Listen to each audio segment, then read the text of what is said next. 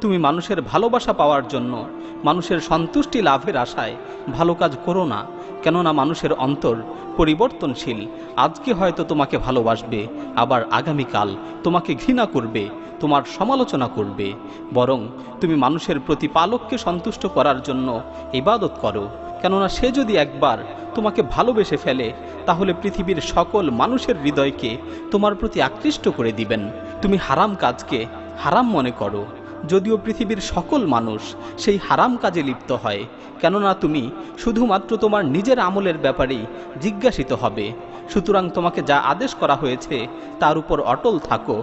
তুমি মানুষের প্রবৃত্তির অনুসরণ করো না। মনে রেখো, নির্জন মুহূর্তে যেই গুনাহগুলো করা হয় সেগুলো মানুষকে ধ্বংসের দিকে নিয়ে যায়, ঠিক তেমনিভাবে নির্জন মুহূর্তে যেই ভালো কাজগুলো করা হয় সেগুলো মানুষকে সফলতার দিকে নিয়ে যায়। সুতরাং নির্জন মুহূর্তে মানুষের